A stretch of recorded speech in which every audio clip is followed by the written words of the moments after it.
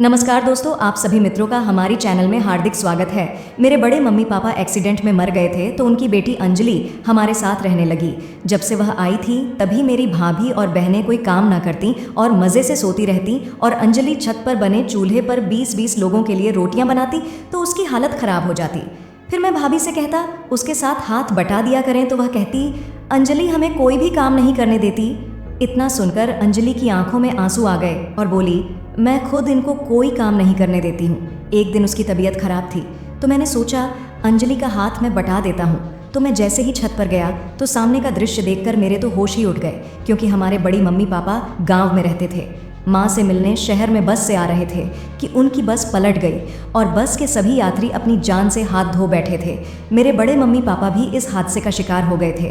बड़े mummy papa की बस एक ही बेटी थी अंजलि। मेरी माँ और पापा गांव गए थे उनका क्रियाक्रम करने के लिए, लेकिन जब वापस आए तो उनके साथ अंजलि भी थी।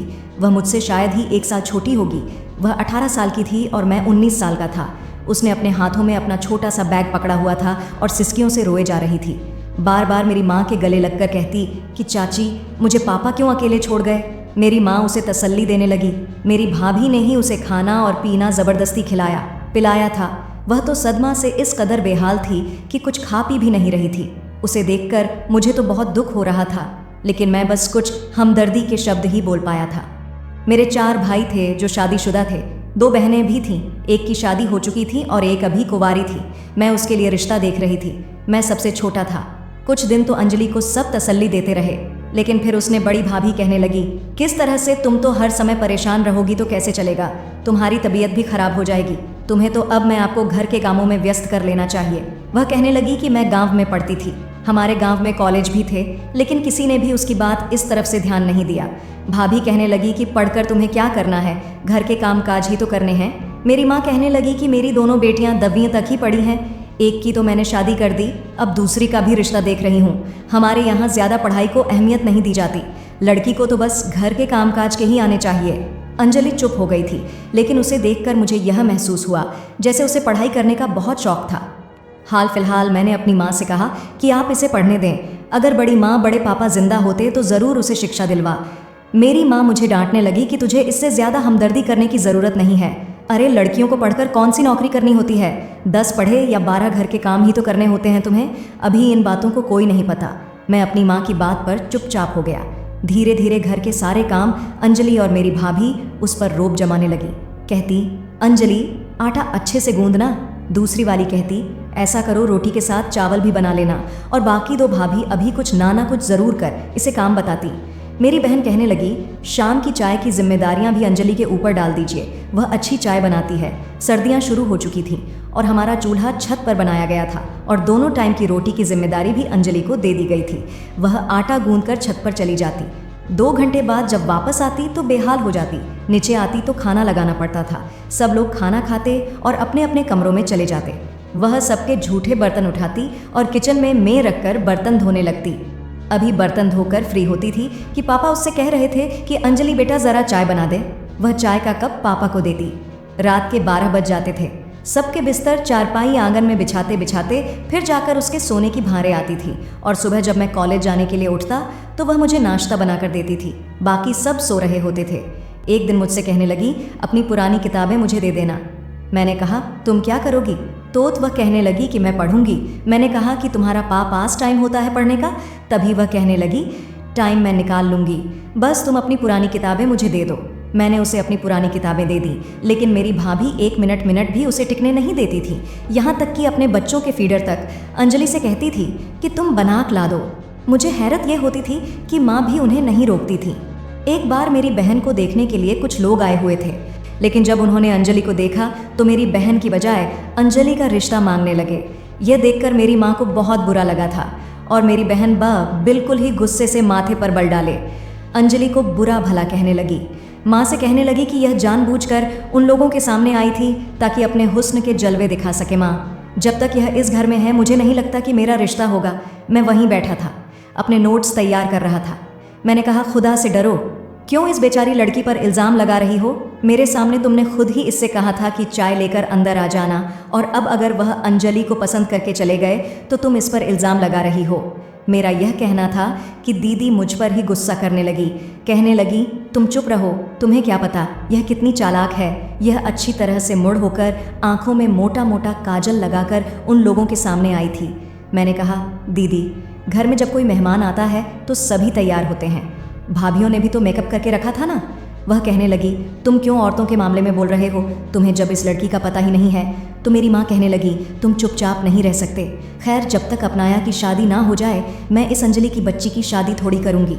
मेरे बड़े भाई कहने लगे, क्या ज़रूरत पड़ी है इसकी शादी करने की, अरे 3-4 साल ऐसे ही रहने दो, पहले घर के कामकाज तो अच्छे से सीख ले।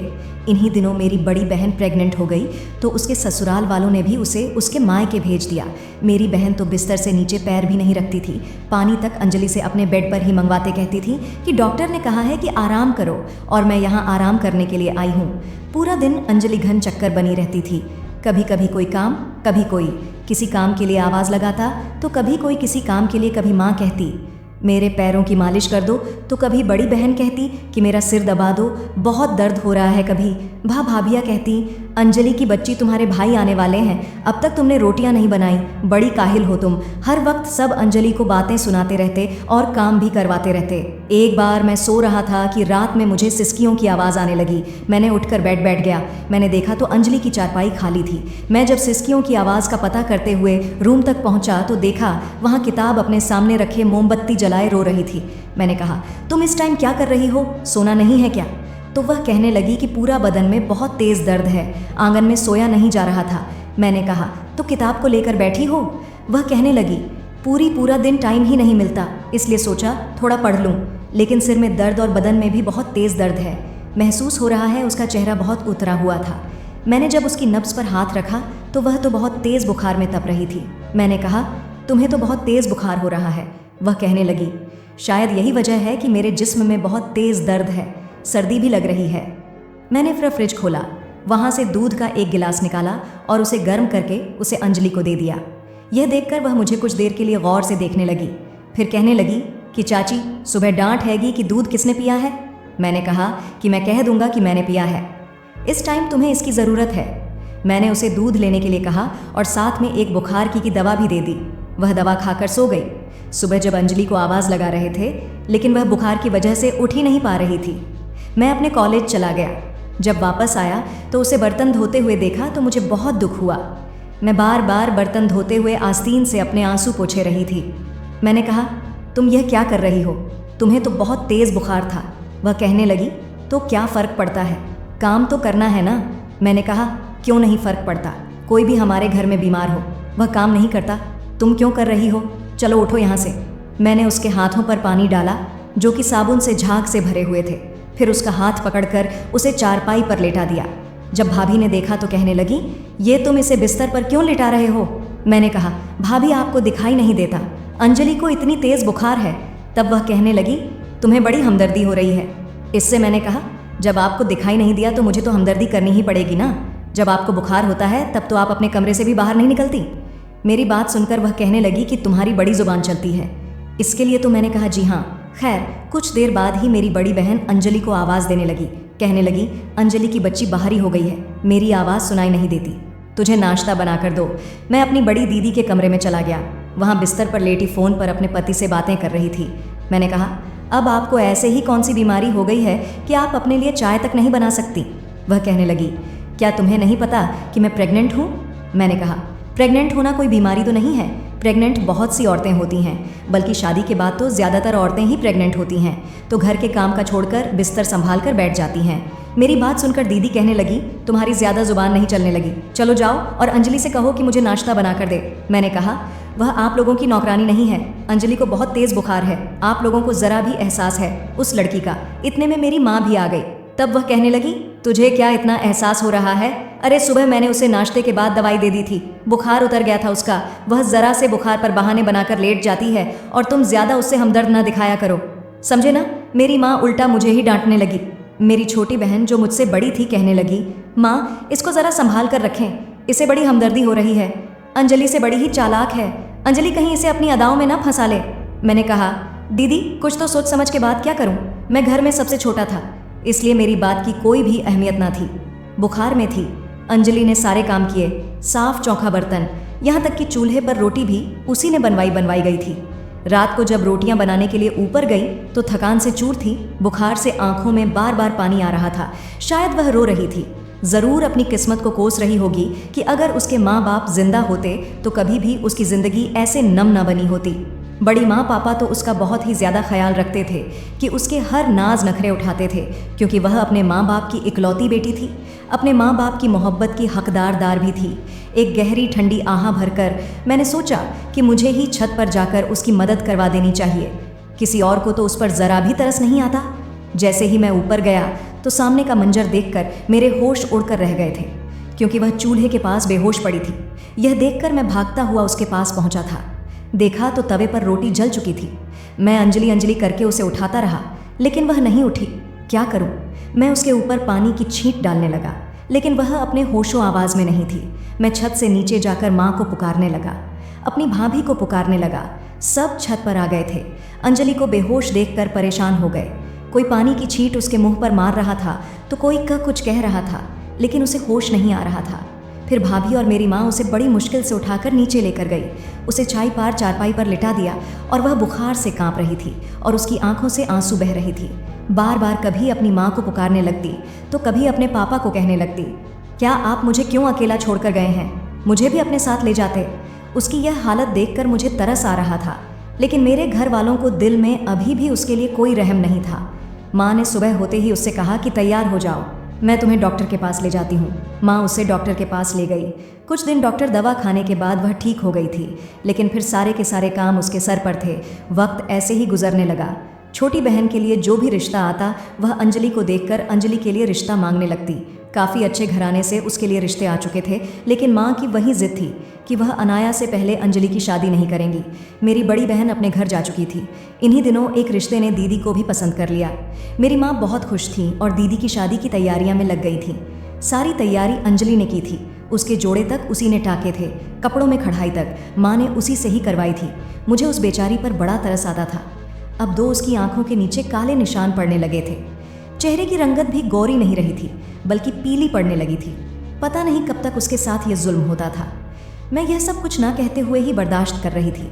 मुझे पता ही नहीं लगा कि कब मेरे दिल में अंजलि के लिए एक अलग सी फीलिंग सी आने लगी। मुझे वह अच्छी लगने लगी। मेरे दिल में उसके लिए हमदर्दी कब प्यार में बदल गई, मुझे पता ही नहीं चला।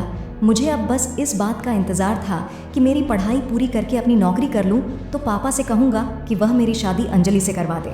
जैसे ही मेरी पढ़ाई का सिलसिला ख़त्म हुआ, मेरी नौकरी भी लग गई और हमारे घर से बस कुछ घंटे की दूरी पर ही मेरा ऑफिस था। इसलिए मैं सुबह जल्दी उठकर जाता था और शाम को ऑफिस बंद होने के बाद ही रात तक वापस घर लौट कर आता था। एक बार जब मैं घर पर आया तो मेरी माँ मिठाई से मेरे मुंह में डालकर खिलाने लगी और कहने लगी कि मुबारक हो, अंजलि का रिश्ता तय हो गया। यह सुनना ही था कि मुझे वह मिठाई जहर लगने लगी। ऐसा लगने लगा जैसे किसी ने मेरा हलक पर कड़वा कर दिया हो। मैं हैरत से अपनी माँ को देखने लगा, लेकिन चुप हो गया कि उसका रिश्ता तय हो चुका है। मुझे उस वक्त हैरानी हुई जब मुझे यह पता चला कि मेरी माँ ने जहाँ उसका रिश्ता तय किया है वहाँ एक 60 साल का बुढ़ा है। उसकी बीवी मर चुकी थी, बच्चे जवान शादीशुदा थे और उसे संभालने वाला कोई नहीं था। इसलिए मेरी माँ ने अंजलि का रिश्ता उसके साथ तय कर दिया था। उस रात को अंजलि स्टोर रूम में रो रही थी। मैं भी बहुत परेशान था। जब मैं स्टोर रूम में गया तो वह मुझे देखकर और भी ज़्यादा रोने लगी। मैं यह शादी नहीं करना चाहती। मैंने चाहा कि तुम रो मत, मैं तुम्हारे लिए कुछ ना कुछ ज़रूर करूँगा। मैं सुबह माँ से बात करूँगा। वह कहने लगी कि किसी तरह से भी मेरी शादी रुकवा दो, मुझे शादी नहीं करनी। सुबह जब मैंने यह बात अपनी माँ से कही तो वह मुझे डांटने लगी, कहने लगी तुम घरेलू मामलों से दूर रहा करो। मैंने कहा ऐसी कौन सी बुराई और कमी है अंजलि में कि आपने उसका रिश्ता एक बूढ़े से तय कर दिया। वह कहने लगी कि अनाथ लड़कियों के ऐसे ही रिश्ते होते हैं। अरे शुक्र करो कि उस बूढ़े ने कोई ऐतराज़ नहीं किया, ज़्यादा सवाल जवाब नहीं पूछे, और फिर उस बूढ़े को दहेज भी नहीं चाहिए। हम भला उसे इतना दहेज कैसे दे सकते हैं? मैंने कहा क्यों, जब आप दीदी को और अनाया दीदी को भी पूरे दहेज के साथ विदा कर सकती हैं तो अंजलि को क्यों नहीं? मेरी माँ कहने लगी तुम्हें क्यों इस लड़की से इतनी हमदर्दी होती है कि तुम अपनी बहन के साथ उसकी मिलाप कर रहे हो?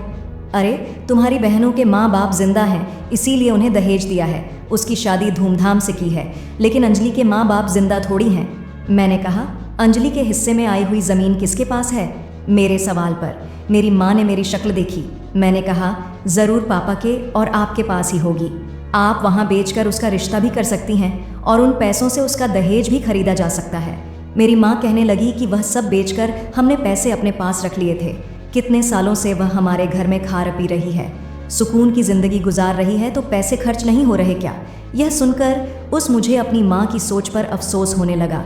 मैंने कहा, माँ, जो 2 रोटियां वे इस घर में इतनी मेहनत के बाद खाती रही है ना, वह भी आप उसको उसके बाप की कमाई से खिलाती रही हैं। कितनी अफसोस की बात है। मैंने कहा, अगर आपको अंजलि को दहेज देने की इतनी परेशानी है ना, तो ऐसा करो कि मेरी शादी अंजलि से कर दे, आपको दहेज भी नहीं देना पड़ेगा।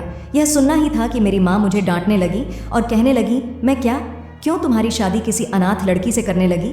मैंने कहा, अगर आप सीधी तरह से नहीं करोगी तो फिर मैं ज़बरदस्ती जाकर उससे शादी कर लूँगा, क्योंकि वह भी बालिग है और मैं भी बालिग हूँ। यह बात मैंने अपने पापा से भी कह दी थी और मेरे पापा को इस बात पर कोई ऐतराज़ ना था। भाभीयों ने भी मेरी माँ को राज़ी कर लिया कि अच्छा ही है, अंजलि सारी हमारी नौकरानी करेगी। लेकिन वह नहीं जानती थी कि मेरा क्या इरादा है। मेरे पापा ने जब मेरा रिश्ता अंजलि के साथ फिक्स किया तो वह हैरत से मुझे देख रही थी। अब मुझसे बात नहीं करती थी, बल्कि मुझे देखती ही स्टोर रूम में चली जाती थी। 1 महीने के बाद मेरे पापा ने मेरी शादी उससे कर दी। इन्हीं दिनों मुझे एक और बड़ी कंपनी ने नौकरी मिल गई थी। शादी की रात अंजलि बड़ी नर्वस थी, बस ये कहने लगी कि तुमने मुझसे शादी क्यों की? मैंने कहा, क्यों, हमारी शादी हो नहीं सकती थी? वह कहने लगी, शायद तुमने मुझसे हम हमदर्दी के नाते यह कदम उठाया है। मैंने कहा, क्यों? मैं ऐसा क्यों करूँगा? तुम खूबसूरत हो, स्मार्ट हो, सलीके से घर चलाने वाली हो और बहुत ही अच्छी हो। मैं खुद को खुशनसीब समझता हूँ कि पापा ने मेरी बात रख ली। वह कहने लगी, अगर चाचा ना मानते तो तुम क्या करते? मैंने कहा, उन्हें और ज़्यादा मनाने की कोशिश करता, और अगर फिर भी ना मानते तो मैं तुम्हारा हाथ पकड़कर तुम्हें कोर्ट में ले जाता और तुमसे शादी कर लेता, फिर सबको मानना ही पड़ता। मेरी बात सुनकर पहली बार वह हंसी थी। मैंने पहली बार उसके चेहरे पर मुस्कुराहट देखी थी। वह कहने लगी, क्या सच में तुमसे इतनी मोहब्बत करते हो? मैंने कहा, बहुत मोहब्बत करता हूँ और करता रहूँगा। वह कहने लगी, लेकिन मेरी ज़िंदगी तो वैसी ही वैसी रह जाएगी। जानती हो भाभी क्या कह रही थी? कह रही थी कि अब तो अंजलि हमारे घर में ही रहेगी और सारी ज़िंदगी हमारी सेवा ही करेगी, और अंकुल शहर में नौकरी करेगा। और कहाँ, जो हो सकता है वह उन्हें कहने दो, मैं जो सोच चुका हूँ मैं वही करूँगा। 1 महीने तक तो मैंने कुछ नहीं कहा। शादी के बाद अंजलि के 2 नहीं निखरे उठाए गए थे। 1 महीने बाद मैंने अपने पापा से कहा कि शहर में जहाँ मेरी नौकरी लगी है वहाँ से रोज़ आना मेरे लिए मुश्किल है। मेरी माँ कहने लगी, हाँ तो कोई बात नहीं, तुम हफ्ते में 1 बार चक्कर लगा जाया करना। मैंने कहा, नहीं माँ, हफ्ते में 1 बार आना ही मुश्किल हो जाएगा, मैं बस महीने में 1 बार चक्कर ही लगा सकता हूँ। मेरी माँ कहने लगी, चलो ठीक है, जाहिर है तुम्हें नौकरी तो करनी ही है। मैंने कहा, मैं अपने साथ अपनी बीवी को लेकर जाना चाहता हूँ। इस बात पर मेरी माँ को क्या पूरे घर वालों को ऐतराज़ होने लगा, लेकिन मैंने किसी का भी ऐतराज़ नहीं सुना। मैं ज़बरदस्ती अंजलि को अपने साथ शहर ले गया। वह बहुत खुश था। हमारा छोटा सा घर था, इसे अंजलि ने बड़े सलीके से सजाया था। मुझसे कहती थी कि अंकुर, तुमने मेरी ज़िंदगी को जन्नत बना दिया है। लेकिन सच तो यह था कि जन्नत तो उसने मेरी ज़िंदगी को बना दिया था। वह मेरा बहुत ख्याल रखती थी, मुझसे बहुत प्यार करती थी। मेरे ख्याल से मर्दों को अपनी बीवी के लिए ऐसा कदम तो उठा ही लेना चाहिए। इसमें कोई हर्ज की बात नहीं है दोस्तों। यह इस कहानी को लेकर आपकी क्या राय है, मुझे कमेंट बॉक्स में ज़रूर बताएं। तो दोस्तों, मैं उम्मीद करता हूँ कि आपको हमारी ये रोमांटिक कहानी अच्छी लगी होगी। जो दोस्तों आपको ये कहानी अच्छी लगी हो तो वीडियो को दिल से एक लाइक करके चैनल को सब्सक्राइब अवश्य करिएगा। धन्यवाद।